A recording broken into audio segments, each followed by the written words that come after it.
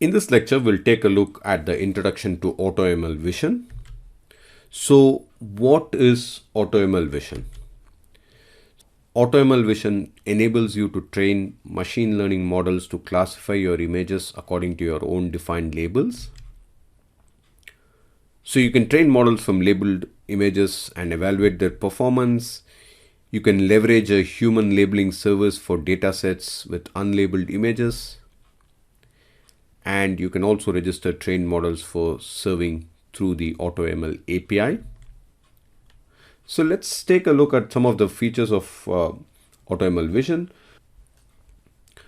And AutoML Vision Edge allows you to train and deploy low latency, high accuracy models optimized for edge devices. With TensorFlow Lite, Core ML and container export formats, AutoML Vision Edge supports a variety of devices. And the hardware architectures supported are Edge GPUs, ARMs, and NVIDIA. To build an application on iOS or Android devices, you can use AutoML Vision Edge in ML Kit. The solution is available via Firebase and offers an end-to-end development flow for creating and deploying custom models to mobile devices using ML Kit libraries. So let's take a look at the free tier limits. Price for usage of AutoML Vision classifications are based on resource usage for both training and online prediction. So you can try AutoML Vision image classification for free by using 40 free node hours each for training and online prediction and 1 free node hour for batch predictions per billing account.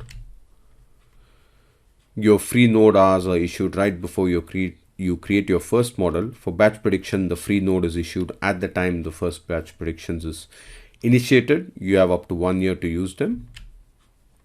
So let's take a look at the topics covered in the demo.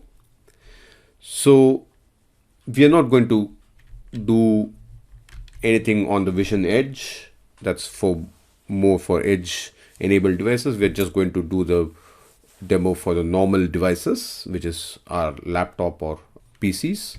So we'll do the following. We'll copy sample images to our storage bucket. This will be a set of flowers, different types of flowers. And then we'll create our data set using the sample. And then we'll train the model and label the images using our custom model. And then we'll try to pass another image to the model and see if it can predict or how accurate the prediction is. So that was a quick